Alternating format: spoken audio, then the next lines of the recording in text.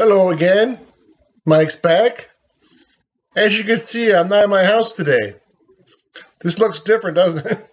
There's no movie posters behind me, so I can't be at my house. But this is actually my son's house. That's why it looks different. But I'll do a review of one of the movie posters I have at my house. I'll do a review on Hellraiser. This is a request from my son. It came out in 1987. It stars like three actors that, two of them I haven't seen in many movies. One of them I've seen in a few. And there's a girl in there I've seen in like two movies. This movie is one of the greatest horror movies of all time, in my opinion. I'm not really a big fan of horror movies, but this is definitely up there. Let's see. This is a hard one to review because I've never done a movie like this before, but I'll try. It starts off with a guy buying a box. You don't know why.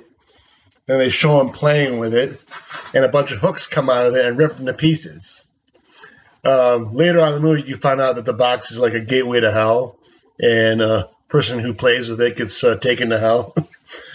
Okay, the next scene, they show a guy named Larry and his wife, Julia, looking at a house. And you find out it was the guy who lived in the house was no longer there because it was Larry's brother, Frank, and Frank was the guy playing with the box. Okay, they decide to move into the house, and Larry cuts his hand on a nail and bleeds all over the floor. And it makes his brother come back to life, but he has no skin on his body. Then, later on, you find out Julia had an affair with Frank right after she got married to Larry. And she finds out he's alive, or he's brought back to life, and Frank wants her to bring men to her house.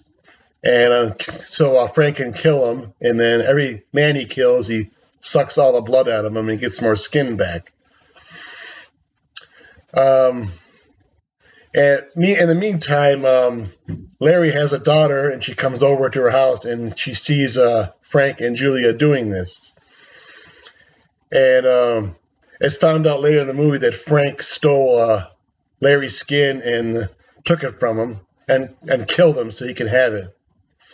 The daughter's name is Kirsty. She witnesses all this, so Frank and Julia try to kill her.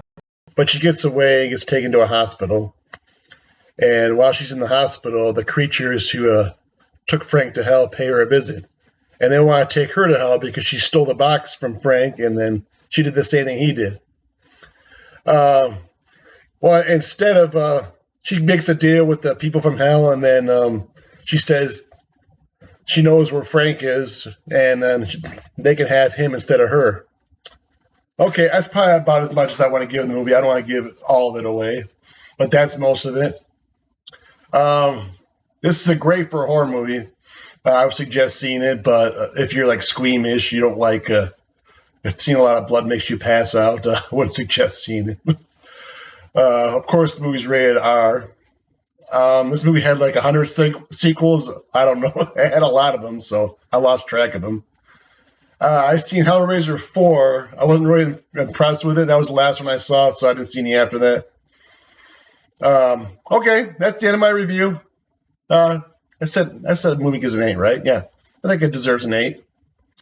Oh, by the way, I made an offer months ago. I'll give a free review to every subscriber, so if you subscribe to me and want me to review me, I'll do it. Okay, talk to you later.